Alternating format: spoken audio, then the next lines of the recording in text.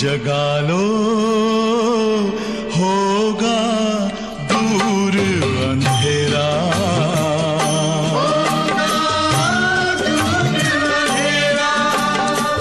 शिव का कर लो ध्यान, आ रहा पावन पुण्य सवेरा।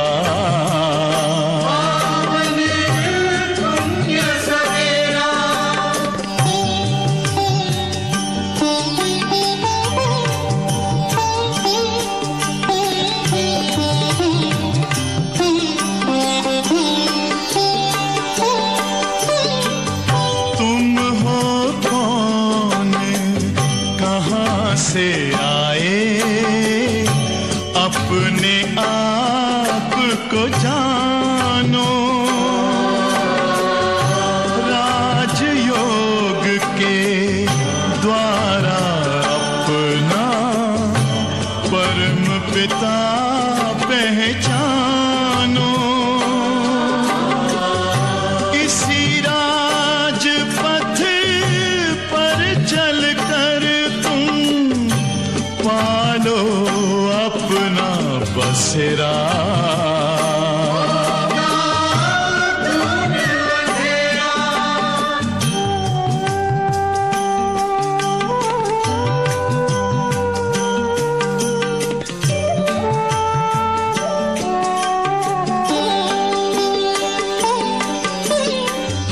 तुम हो आत्मा तन से न्यारे, परमात्मा को प्यारे। दिव्य गुणों को धारण करके योगी बनो दुलारे। ज्योति बिंदु ही तोड़ेगा ये माया मोह का घेरा।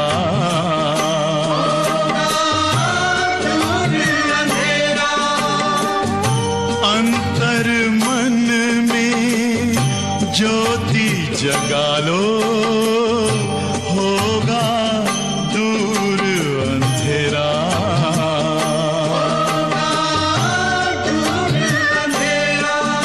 ओम शांति, ओम शांति, ओम शांति।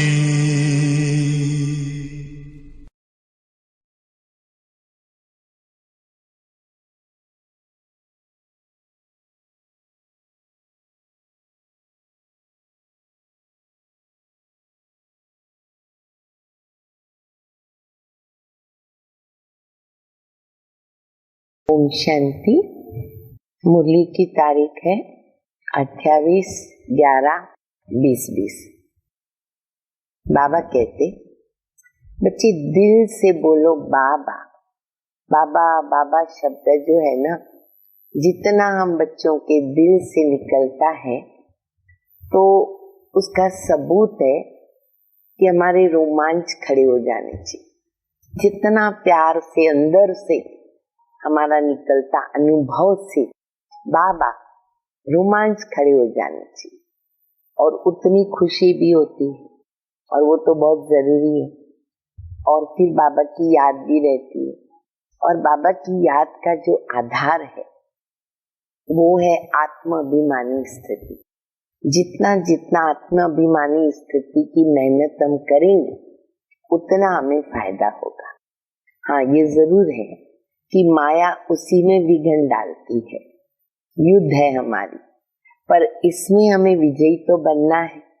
बाबा कहते, बच्चे तुम रुस्तम बनेंगे, माया भी रुस्तम होकर के लड़ेगी, पहलवान बनती है। तूफान तो आएंगे, पर तूफानों से डरना नहीं। क्यों? हमारे साथ कौन है? हमारा साथी कौन है? स्वयं भगवान, सर्वसमर्थ, सर्वशक्तिमान। विजय हमारी है, तो तूफानों से डरना नहीं है। बाबा की मुरली सुनेंगे। मीठे बच्चे, तुम दिल से बाबा बाबा कहो। हाँ अभी सब बोलो दिल से, मेरा बाबा बोलो। बोल रहे सभी, मेरा बाबा, मीठा बाबा, प्यारा बाबा, शुक्रिया बाबा, शुक्रिया बाबा। बहुत अच्छा लगता है। तो तुम दिल से बाबा बाबा कहो तो खुशी में रोमांच खड़े हो जाएंगे।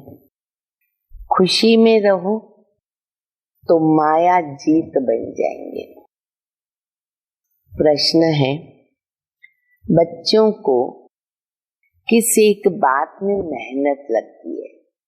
बच्चों को किस एक बात में मेहनत लगती है, लेकिन खुशी और याद का वही आधार, खुशी और याद का वही आधार है। उत्तर है, आत्माभिमानी बनने में मेहनत लगती। एक ही मेहनत है ना हम बच्चों के लिए, बाकी तो ज्ञान सहज है, लेकिन इसी से खुशी का पारा चढ़ता है, इसलिए ये मेहनत करनी पड़ेगी। मीठा बाबा याद आता है, आत्माभिमानी बनेंगे, मीठा बाबा याद आता है। माया तुम्हें देहाभिमान में लाती रहेगी, उसका यही काम है, उसको ये पार्ट है ड्रामा में, पार्ट तो प्ले करेगी। तो बाबा कहते उसका काम है तुमको देहाभिमान में लाना। रुस्तम से रुस्तम होकर के लड़े, पहलवान बनेंगे हम, महारथी बनेंगे, वो भी वैसे ही सामने आती है और उसको मजा भी आता है, परंतु उसमें मूंझना नहीं। बाबा कहते बच्चे माया के तूफानों से डरो मत। बहुत अच्छे अच्छे गीत कई बार बाबा बताते हैं कि ये आंधी और तूफान जिसका साथी है भगवान, उसको क्या रोकेगा ये आंधी और तूफान। कभी ये भी गीत सुनो, बहुत अच्छा है, हिम्मत आती है। तो बाबा कहते तूफानों से डरो नहीं, सिर्फ ध्यान क्या दो, कर्म इंद्रियों से कोई विकर्म नहीं करो। माया के वश होकर मेरे से कोई पाप कर्म न हो जाए, उसका अटेंशन हमें रखना पड़ेगा, नहीं तो सजाएं हमारी जो है वो जमा हो जाती है और सजाओं के कारण फिर हमारे पद में फर्क पड़ जाता है। तो इसीलिए बाबा कहते बच्चे तूफान आएंगे, बाबा साथ में है, विजय हमारी है। ओम शांति। रूहानी बाप रूहानी बच्चों को समझा रहे हैं, वह शिक्षा दे रहे हैं, वह पढ़ा रहे हैं, कुछ भी बोल सकते हैं। बच्चे जानते पढ़ाने वाला बाप सदैव देही अभिमानी। बाबा आएंगे क्या कभी देह अभिमान? प्रश्न ही नहीं, शरीर ही नहीं बाबा को। ब्रह्मा में आते तो पराया शरीर है, लोन लिया है, वो है निराकार, देह तो लेता ही नहीं है, पुनर्जन्म में भी नहीं आते हैं। बाप समझाते हैं तुम बच्चों को मेरे समान अपने को आत्मा समझना है। अब बाबा तो है ही निराकार, तो बाबा हमेशा देही अभिमानी। अब हमारे पास शरीर है, अपना शरीर है, तो हमें शरीर में रहकर अशरीरी बनने का अभ्यास करना है, इसलिए थोड़ी मेहनत लगती है। बाबा कहते तुमको ये करना है। मैं हूँ परम पिता, परम पिता को तो देह नहीं होती है, उनको देही अभिमानी भी तो नहीं कहेंगे। देह हो तो बोले कि देही अभिमानी बनो, प्रश्न ही नहीं है दोनों बातों का, वो तो है ही निराकार। बाबा कहते मुझे अपनी देह नहीं है, तुमको तो देह मिलती रहती है। अब मेरे समान देह से न्यारे अपने को आत्मा समझो। अंडरलाइन करा रहे बाबा बार बार, भले तुम्हारे देह है अपनी, फिर भी बच्चे तुम्हें जो प्रैक्टिस करनी है वो है आत्मा अभिमानी बनने। सारा दिन चेक करो, कोई भी व्यक्ति सामने आया, आत्मा स्वरूप में उसको देखो, और खुद के लिए भी यही ध्यान दें। अगर विश्व का मालिक बनना है तो और कोई डिफिकल्ट बात नहीं है। बाबा कहते देहाभिमान को छोड़कर मेरे समान बनो।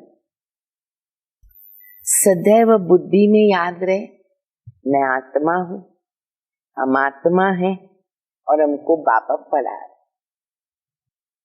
बाप तो निराकार है ना, तो हमको कैसे पढ़ाएगा। इसीलिए फिर बाबा इस तन का आधार लेकर के पढ़ाते। अब ये समझ की बात है, गौमुख दिखाते हैं ना। अब गौ के मुख से तो गंगा नहीं निकल सकती, इसलिए जगह जगह पर भारत में गौमुख बना दिए। और नल में पानी आता, उधर एक उसका मॉडल बना देते गौ का, और बोलेंगे इस पानी से जो स्नान करेगा उसके भी पाप धुल जाएंगे। अब एक्यूरेट यादगार तो ब्रह्मा बाबा का है। ब्रह्मा हमारी पहली माँ है, ब्रह्मा माँ समाई हुई है उसके अंदर, तो इसीलिए फिर वो गौमुख बताते हैं। तो बाबा कहते वहां से तो ऐसे कोई गंगा नहीं निकलेगी ना। माता को भी तो गौ माता कहते हैं। देखो कितने सारे जानवर पशु पक्षी हैं। जो गाय है ना, गाय को सभी कहते हैं गाय माता, गौ माता। तो वो एक यादगार बना हुआ है।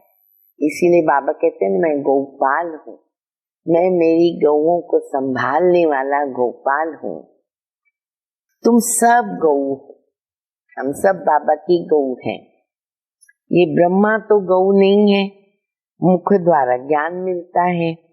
बाप की गौ तो नहीं है ना, बैल पर सवारी दिखाता। देखो कितना एक्यूरेट भक्ति मार्ग में ये यादगार बने। गौमुख भी बनाया क्योंकि माँ के द्वारा बाबा एडाप्ट तो करते। फिर शरीर तो पुरुष का है, मेल है, इसीलिए फिर सवारी क्या दिखाई, बैल पे सवारी दिखाई। और बाबा ने फिर माँ सरस्वती को मुकर्रर किया बच्चों को संभालने के लिए। तो ये सब राज है ड्रामा के अंदर, जो केवल संगम युग पर हम बच्चे समझ सकते हैं। तो बैल पे सवारी दिखाई है। अब वह तो शिव शंकर को एक ही कह देते, अब शिव को जो ज्योति बिंदु है उसको बैल पे बिठावे कैसे। तो इसीलिए फिर भक्ति मार्ग में क्या किया उन्होंने, शिव और शंकर मिला दिया।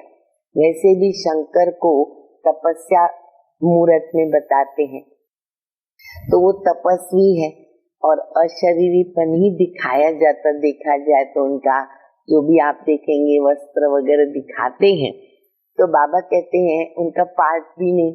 तो शिव शंकर मिला दिया और शंकर को फिर बैल पर बिठा दिया। तुम बच्चे अभी समझते हो कि शिव शंकर तो एक है नहीं, शिव तो है ऊंचते ऊंच, फिर ब्रह्मा विष्णु शंकर। शंकर तो बाबा की रचना हो जाती है, तो समझाने के लिए फिर बाबा पॉइंट्स भी देते।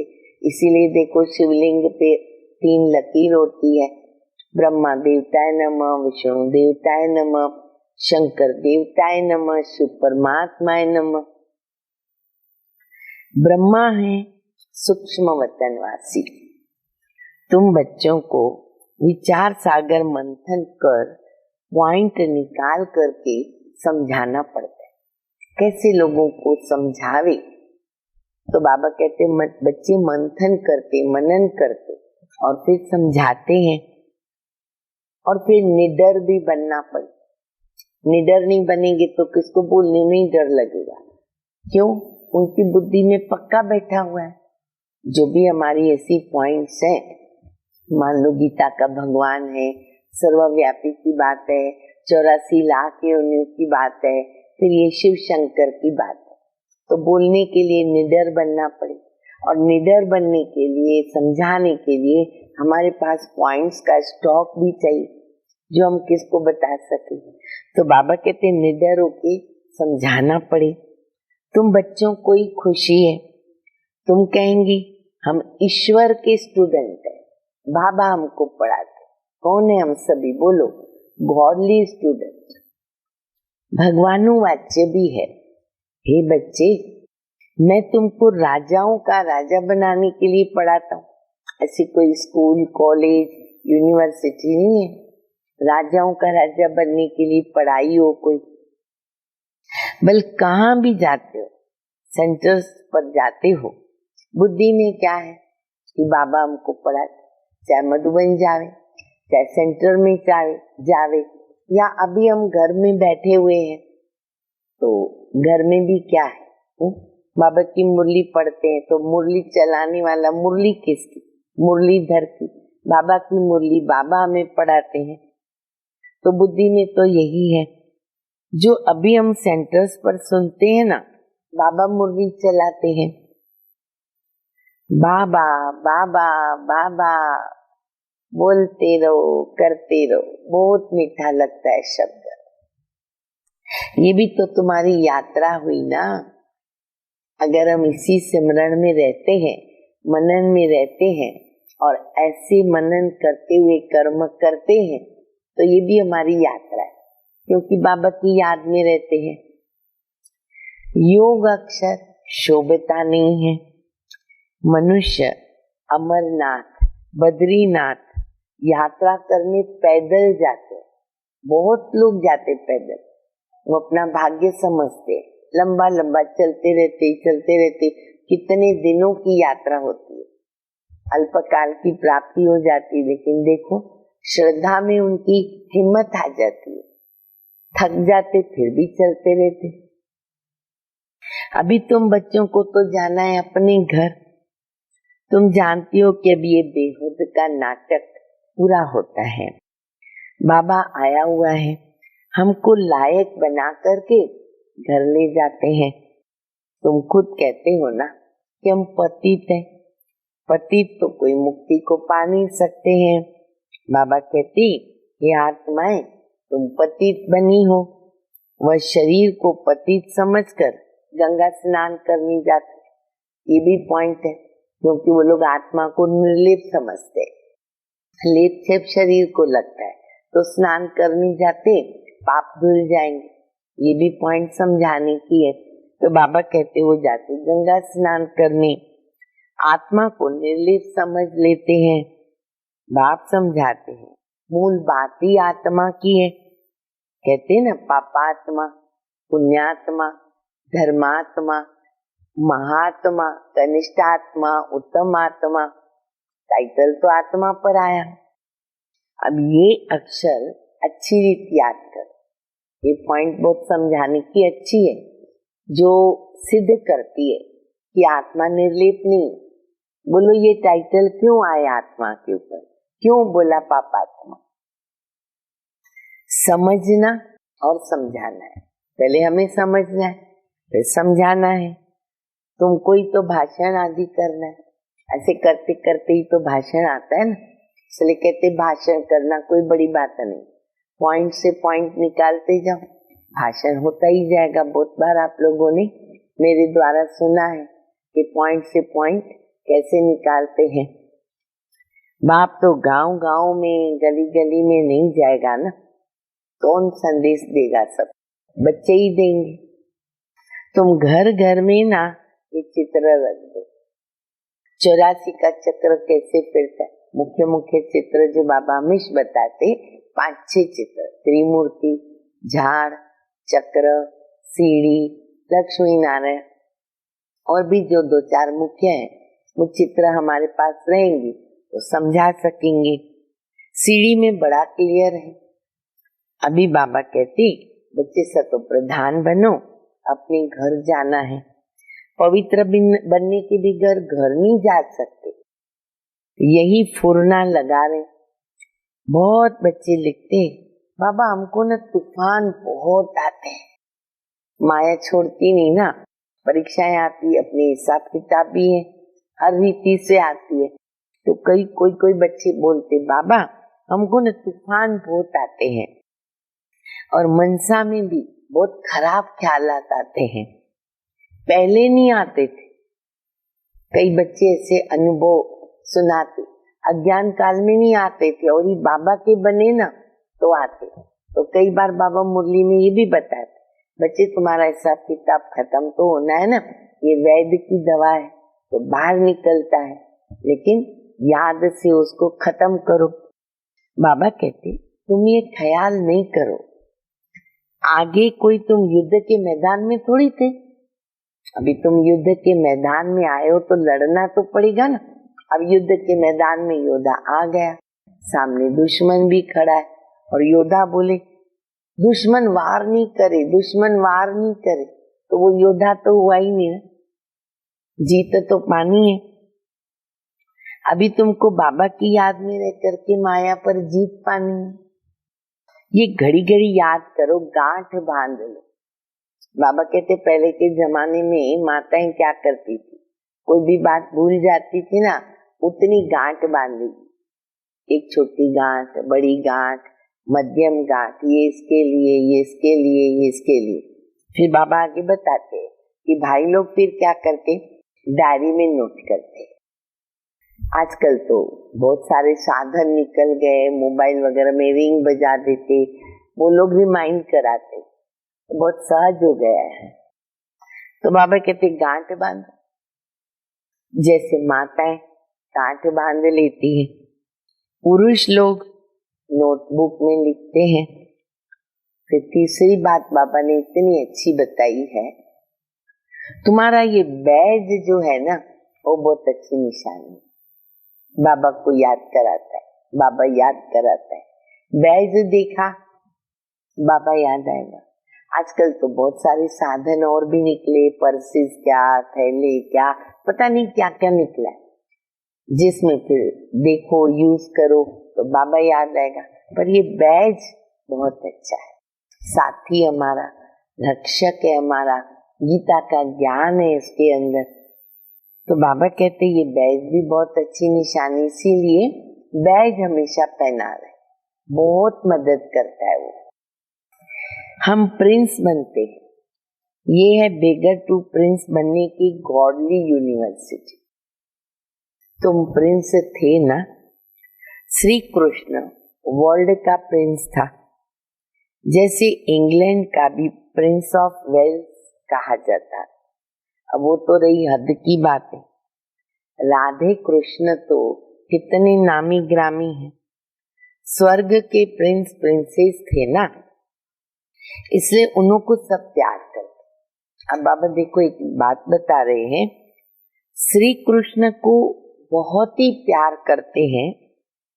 एक्चुअली करना तो दोनों को चाहिए, राधे कृष्ण दोनों को करना चाहिए, पर ज्यादा कृष्ण को करते क्यों?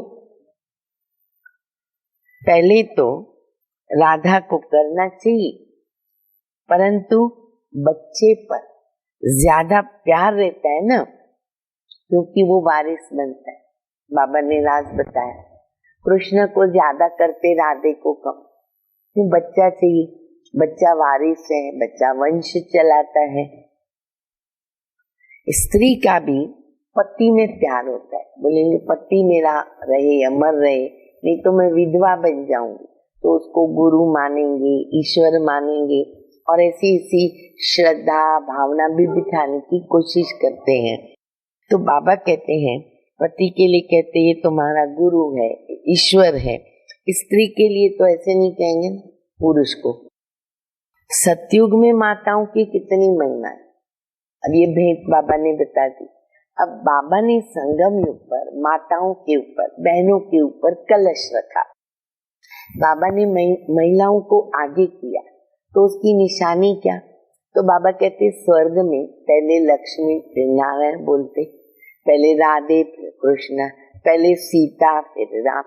तो बाबा कितनी महिलाओं, माताओं, बहनों को आगे बढ़ाते हैं, उनको महिमा योग्य बनाते। जबकि बाबा कहते अज्ञान काल में वो क्या कहते हैं कि पति जो है वही तुम्हारा ईश्वर है, गुरु है, या कोई तो बोलेंगे तुम मेरी पाँव की जूती हो, तो वो नीचे गिरा देते, नरक की द्वार हो। तो सतयुग में तुम बहुत महिमा करते माताओं की, पहले लक्ष्मी फिर नारायण। अम्बा का कितना रिकॉर्ड रखते हैं, ब्रह्मा की बेटी है। अभी यहाँ पर ब्रह्मा का इतना नहीं, ब्रह्मा का मंदिर अजमेर में है जहाँ मेले आदि लगाते, और जगदम्बा का कितना मेला लगता है, अम्बा के मंदिर में भी मेला लगता है।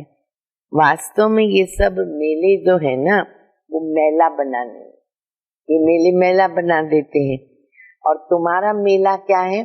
स्वच्छ बनने। अब ये संगम युग का जो कुंभ मेले का यादगार है। देखो बहुत बरस पहले जब बाबा अव्यक्त हुए, ब्रह्मा बाबा अव्यक्त हुए, पांडव भवन में बाबा हिस्ट्री हॉल में आते, ओनली हिस्ट्री हॉल था। उसके बाद बाबा मेडिटेशन हॉल में आए, उसके बाद बाबा ओम शांति भवन में आए, उसके बाद बाबा शांतिवन में डायमंड हॉल में आए। बाबा के बच्चों का मेला बढ़ता गया, मेला बढ़ता गया। अब कभी कल्पना भी नहीं थी इतना बड़ा हॉल बनेगा और इतने 30, 35, 40 हजार बाबा के बच्चे इकट्ठे हो जाएंगे। लेकिन ये यादगार भक्ति मार्ग में हम बच्चों का बना हुआ है, जो अभी प्रैक्टिकल हो गया। तो बाबा कहते ये जो तुम्हारा मेला है आत्मा को स्वच्छ बनाता है, पावन बनाता है। स्वच्छ बनने के लिए तुमको स्वच्छ बाबा को याद करना है। पानी से तो कोई पाप विनाश नहीं होते हैं। गीता में भी भगवानुवाच्य है, मन मना भव। आदि और अंत में ये अक्षर है गीता के अंदर, आदि और अंत में। तुम बच्चे जानते हो हमने ही पहले पहले भक्ति शुरू की है, सतो प्रधान भक्ति, सतो रजो तमो भक्ति की भी स्टेजेस बदलती है। अभी तो देखो मिट्टी पत्थर आदि सबकी भक्ति कर, सब जो भी तत्व आदि हैं सबकी भक्ति होती है। सब तो बाबा कहते इसको कहते हैं ना अंधश्रद्धा। इस समय तुम संगम पर बैठे हो, ये उल्टा झाड़ है, ऊपर में बीज कल्प वृक्ष जो है वो उल्टा झाड़ है। बाबा कहते इस समय इस मनुष्य सृष्टि का बीज रचता तो मैं हूँ। अब नई दुनिया की स्थापना बाबा कर रहे हैं, सैपलिंग लगाते हैं। झाड़ के पुराने पत्ते सड़ जाते, जैसे जैसे आगे बढ़ता है वो पत्ते सड़ जाते, नए नए पत्ते निकलते रहते हैं। तो अभी बाप देवी देवता धर्म की स्थापना कर रहे। बहुत पत्ते हैं ना जो मिक्स हो गए हैं, अपने को हिंदू कहलाते हैं। वास्तव में हिंदू तो देवी देवता धर्म वाले ही है ना, जो हिंदू धर्म के हैं। हिंदुस्तान का वास्तव में नाम तो भारत है, जहाँ देवता रहते थे। और किसी देश का नाम बदलता नहीं, इनका नाम बदलता। ये भी एक पॉइंट है समझाने की। और कोई कंट्री का नाम नहीं बदलता। भारत भारत था, वो हिंदुस्तान बन गया, और फिर उसमें रहने वालों ने अपने को हिंदू कह दिया। क्यों? पतित बन गए, हिंदुस्तान कह देते हैं। बौद्धि लोग ऐसे तो नहीं कहेंगे ना कि हमारा धर्म जापानी है या चीनी है, वह तो अपने धर्म को बौद्धि कहेंगे, भले चीन कंट्री है पर वो बौद्धि कहलाएंगे।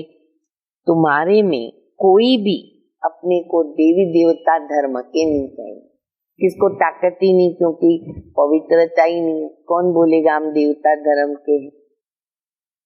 अगर कोई कहे तो बोलो कि वो धर्म कब और किसने स्थापन किया, कुछ भी बता नहीं सकेंगे। कल्प की आयु लंबी चौड़ी कर दी, सिरे समय का भी पता नहीं चलता। तो इसको कहते घोर अज्ञान अंधियारा। ज्ञान और अज्ञान में कितना फर्क है। ज्ञान सागर श्री बाबा है, उनसे जैसे एक लोटा देते हैं, सिर्फ किसको ये सुनाओ कि शिव बाबा को याद करो, विकर्म विनाश होंगे, तो वो तो जैसे चुल्लू पानी हुआ। देखो कितनी अच्छी पॉइंट बाबा बताए। शिव बाबा तो सागर है, उसमें से अगर चुल्लू पानी लिया, अरे उनसे भी कल्याण हो जाता है। इसलिए दुनिया में क्या बोलती, इतना गंगा पानी भी मुख में गया हमारा कल्याण हो जाएगा। तो बाबा कहते चुल्लू पानी माना क्या, अपने को आत्मा समझ, बाबा को याद करो, इतना भी कोई ने समझा तो उसका बेड़ा पार होता है। तो देखो एक एक कर्म का इतना एक्यूरेट यादगार हम बच्चों का है। तो कहते चुल्लू पानी हुआ ना, बाबा को याद करने का मैसेज दिया।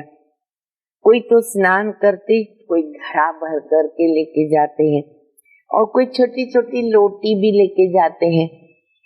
रोज एक एक बूंद क्या करते, मटके में डालते, मटके में डाल करके उसको ज्ञान जल समझ लेते। ऐसे ही देखो भावनाएं बच्चों की भी होती है ना, जल्दी तो निकलती नहीं भक्ति मार्ग की भावनाएं।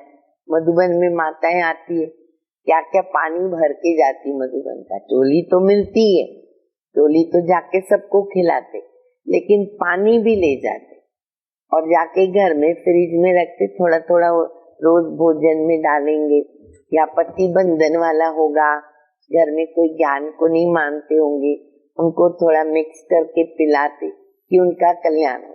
भावना तो शुद्ध है।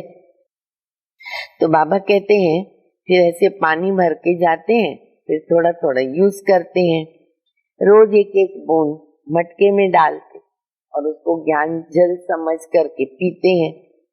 विलायत में भी वैष्णव लोग जो हैं गंगा जल के घड़े भर करके ले जाते, फिर मंगाते भी रहते, खत्म हो गया कोई ने आना जाना किया मंगा लेते। अब यह तो सारा पानी पहाड़ों से आता है, ऊपर से भी पानी गिराते। आजकल देखो मकान भी कितने ऊंचे 100 मंजिल तक बनाते। सतयुग में तो ऐसे होगा ही, 1 मंजिल भी नहीं होगी, क्योंकि जमीन इतनी पड़ी हुई है, बहुत बड़े बड़े मकान नीचे ही बन जाते हैं। अभी देखो कितने ऊंचे बनाते, गिरे तो चकनाचूर। वहां तो तुमको जमीन इतनी मिलती है, बात मत पूछो। यहाँ रहने के लिए जमीन नहीं है तो मंजिल बनानी पड़ती है, सब टॉवर टॉवर बनाते रहते हैं, लिफ्ट बना के रखते। अब 100वें मंजिल पर कोई रहेगा, रहते भी हैं लोग तो, अच्छा भी लाइट चली जाएगी, जनरेटर भी काम नहीं करेगा, कितनी तकलीफ अगर उनको नीचे उतरना है या चढ़ना है, कितनी मुसीबत हो जाएगी। और ये तो होना ही है अभी, इसलिए कई बाबा के बच्चे भी ना बहुत ऊंची ऊंची मंजिल पे मकान लेते। इतना ऊंची मंजिल पे मकान नहीं लेने का, क्योंकि हम भविष्य जानते हैं। तो बाबा कहते सतयुग में तो होता ही नहीं ना ये, यहाँ मंजिल बनाते, वहाँ अनाज भी ना अथाह पैदा होता है, फूटता नहीं, इतना अनाज है। खाने वाले लोग भी तो थोड़े है ना। जैसे अमेरिका में बहुत अनाज होता है ना, तो जला भी देते हैं, इतना अनाज होगा जला भी देते हैं। ये है मृत्यु लोक और वो है अमर लोक। आधा कल्प वहां तुम सुख में रहते हो, काल अंदर घुस नहीं सकता। इस पर एक कथा भी है, ये है बेहद की बात। बेहद की बातों से बेहद की कथाएं भी बैठ कर के बनाइए। ग्रंथ पहले तो कितना छोटा था, अब कितना बड़ा कर दिया, एडिशन होती रहती है ना विचारों की। शिव बाबा कितना छोटा है, बिंदी, उनकी भी कितनी बड़ी प्रतिमा बना दी, शिवलिंग कितने बड़े बड़े बना देते हैं। बुद्ध के चित्र, पांडवों के चित्र बड़े बड़े लंबे बनाते। अभी भी आप कहाँ जाओ साइट सीन में, घूमने के स्थानों में, कहाँ शंकर की मूर्ति बहुत बड़ी, कहाँ हनुमान की बड़ी, कहाँ किसकी ऐसे बड़ी बड़ी बना देते हैं। अब ऐसे तो कोई है नहीं। तुम बच्चों को ये एम ऑब्जेक्ट का जो चित्र है ना, वो घर घर में रखना चाहिए। फिर बाबा को लक्ष्मी नारायण का चित्र याद आता है, बाबा को बहुत अच्छा लगता है। बैच के अंदर भी है और घर में भी बाबा कहते, क्यों लक्ष्य है हम बच्चों, हमको ऐसा बनना है, बार बार उसको देखो याद आएगा। हम पढ़ कर के ये बन रहे। फिर बाबा कहते रोना थोड़ी चाहिए, जो रोते वो खोते। कहते न जिन रोया तिन खोया। वे अभिमान में आ जाते हैं। तुम बच्चों को आत्म अभिमानी बनना है, इसमें मेहनत लगती है। आत्म अभिमानी बनने से खुशी का पारा चढ़ता है। मीठा बाबा याद आता है। बाबा से हम स्वर्ग का वर्षा ले रहे। बाबा हमको इस भाग्यशाली रथ में आकर के पढ़ाते हैं। रात दिन बाबा बाबा याद करते रहे। कितना सहज शब्द है बाबा बाबा कहना।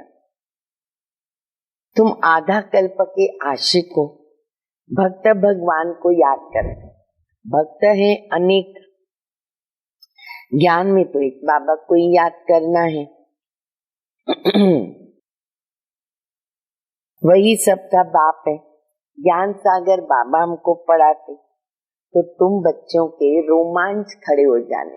अब ये भी चेक करो, जब हम बाबा बोलते हैं ना दिल से, हमारे रोमांच खड़े हो रहे, ऐसे हाथ में से होता है, रोमांच खड़े हो जाते। अच्छा, तूफान तो माया क्या आएंगे। बाबा कहते सबसे ज्यादा तूफान तो पहले मुझे आते हैं, ब्रह्म बाबा को, क्योंकि मैं सबसे आगे हूँ। हमारे पास आते हैं तब तो मैं समझाता हूँ। बच्चों के पास कितने आते होंगे ये भी बाबा समझते हैं, और बच्चे मूंझते होंगे, बाबा को ये भी थोड़ी चिंता रहती है। अनेक प्रकार के तूफान आते हैं, ऐसे आते जो अज्ञान काल में भी नहीं आए, वो भी आते हैं। पहले मुझे आनी चाहिए, नहीं तो मैं बच्चों को समझाऊंगा कैसे। लेकिन बाबा हमेशा कहते कि बच्चे तूफान जो है ना तोहफा लाता है, हमारे लिए इनाम लाता है, अर्थात हमारी प्रगति कर।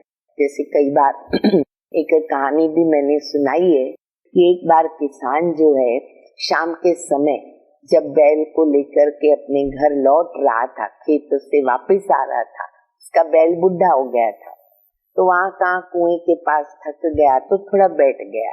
अभी उधर आसपास घास थी तो वो बैल खाने गया, अंधियारा था, दिख नहीं रहा था, तो बैल कुएं में कूद गया, गिर गया। अभी गिर गया तो चिल्लाने लगा जोर जोर से बेचारा। किसान ने आवाज सुनी, लेकिन फिर उसको आया कि इसको मैं क्यों बचाऊं, क्योंकि ये बूढ़ा हो गया, अभी ज्यादा काम नहीं देता है, चलो यहाँ ही इसकी समाधि बन जावे। तो ऐसा सोच के उसने क्या किया, कुल्हाड़ी उठाई और बाहर कुएं के बाहर जो मिट्टी थी ना, वो खोद खोद करके ना उसके ऊपर डालने लगा। तो पहले तो बैल थोड़ा मूंझ गया, जैसे ही उसके पीठ पर मिट्टी जा रही थी ना, वो हिल रहा था पूरा। लेकिन एक चमत्कार हो गया, जैसे उसके पीठ से मिट्टी नीचे गिरती थी ना, तो नेचुरल है मिट्टी नीचे गिरेगी उतना बैल ऊपर आएगा। तो जैसे जैसे वो मिट्टी डालने गया, बैल ऊपर आता गया। अच्छा, इतने में किसान के दूसरे मित्र भी आ गए खेत से, तो उन्होंने भी देखा, तो उन्होंने किसान को मदद करना शुरू की। उन्होंने भी क्या किया, मिट्टी लेकर के और कुएं में गिराते गए, उसके ऊपर डालते गए। तो होता क्या है कि बैल ऊपर आता गया और फिर बैल और ही बाहर निकल आया, कुएं से बाहर आ गया। कहने का मतलब है कि जो तूफान आते हैं ना, वो कुछ न कुछ हमारे लिए इनाम लेके आते। तो ये मिट्टी टाइप की जो तूफान है, वो हमको रास्ता दिखाते, हमारी प्रगति करते, हमको आगे बढ़ाते। और हमारे साथ तो बाबा है, हम किसके लिए डरे, सर्वशक्तिवान बाबा मेरे साथ। तो बाबा कहते बच्चे मूंझो भी नहीं, डरो भी नहीं, डट करके सामना करो। तो बाबा कहते पहले मुझे आनी चाहिए, नहीं तो मैं बच्चों को कैसे समझाऊंगा। तो ये फ्रंट में है। रुस्तम है तो माया भी रुस्तम से रुस्तम होके लड़ती है। मल्ल युद्ध में सब एक जैसे तो नहीं होते ना, फर्स्ट सेकंड थर्ड ग्रेड होती है। बाबा के पास सबसे ज्यादा तूफान आते, इसलिए बाबा कहते बच्चे तूफानों से डरो मत, सिर्फ क्या करो, कर्म इंद्रियों से कोई भी कर्म नहीं करो। कई कहते ज्ञान में आए तो फिर ऐसा क्यों होता है, तो ज्ञान में आ गए। अब इससे तो ज्ञान नहीं लेते थे तो अच्छा होता है, देखो ऐसा भी विचार आ जाता है, संकल्प ही नहीं आते अगर ज्ञान में नहीं आते। अरे ये तो युद्ध है, स्त्री के सामने होते भी हमारी दृष्टि पवित्र रहे। समझना है शिव बाबा के बच्चे हम भाई भाई हैं और प्रजापिता ब्रह्मा के हम भाई बहन हैं बच्चे। फिर विकार कहाँ से आया? ब्राह्मण तो चोटी है जो फिर जाके देवता बनते, उस समय हम भाई बहन हैं, एक बाबा के बच्चे हैं, कुमार और कुमारी। अगर दोनों कुमार कुमारी होकर नहीं रहते ना तो क्या हो जाता है, घर में झगड़ा होता है, अबलाओं पर अत्याचार होते। पुरुष भी लिखते अरे हमारी स्त्री तो जैसे पूतना है, पूतना कोई कोई ऐसी निकलती है, बड़ी मेहनत है। जवानों को तो बहुत ही मेहनत लगती है। और जो गंधर्वी विवाह करके इकट्ठा रहते, पवित्र रहते, बाबा कहते कमाल भी है उनकी, उनको बहुत उनका उच्च पद बहुत हो सकता है, परंतु जब ऐसी अवस्था धारण करे, कोई मासी का घर नहीं है, ज्ञान में जब सीखे होंगे तो धारणा कर सकते। अच्छा, मीठे मीठे सिक्के लदे बच्चों प्रति माँ पिता बाप दादा का याद प्यार और गुड मॉर्निंग। रूहानी बाप की रूहानी बच्चों को नमस्ते। हम रूहानी बच्चों की रूहानी बाप को, माँ पिता बाप दादा को याद प्यार गुड मॉर्निंग और नमस्ते। धारणा के लिए मुख्य सार है, पहला, माया के तूफानों से डरना मूंझना चाहिए नहीं। सिर्फ ध्यान रखो क्या कर्म इंद्रियों से कोई विकर्म न हो। ज्ञान सागर बाबा हमको पढ़ाते हैं, इस खुशी में रहना है। दूसरा, सतो प्रधान बनने के लिए आत्माभिमानी बनने की मेहनत करनी है। ज्ञान का विचार सागर मंथन करना है और याद की यात्रा में रहना है। वरदान है, श्रेष्ठ पुरुषार्थ द्वारा फाइनल रिजल्ट में फर्स्ट नंबर लेने वाले कौन है? हम सभी फाइनल रिजल्ट में फर्स्ट नंबर लेने वाले उड़ता पंछी भव। फाइनल रिजल्ट में फर्स्ट नंबर लेने के लिए नंबर 1, दिल के अविनाशी वैराग्य द्वारा बीती हुई बातों को, संस्कार रूपी बीज को जला दो। दूसरा, अमृत वेले से रात तक ईश्वरीय नियमों मर्यादाओं का पालन करो, व्रत लो।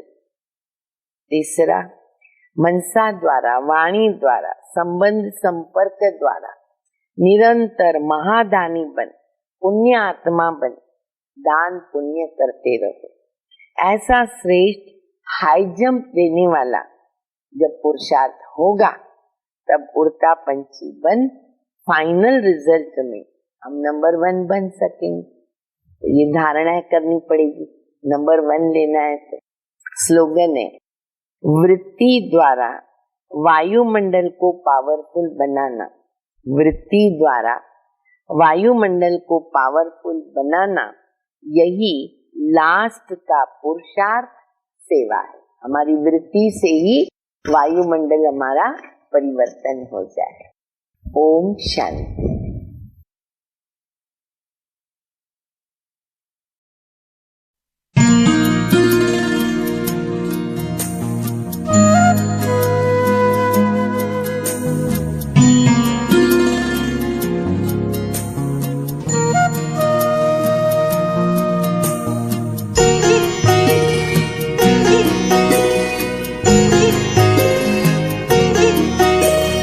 बरस रही है बाबा हम पे आपकी मेहरबानियाँ, प्यार में भीगे अफसाने कहती है जिंदगानियाँ।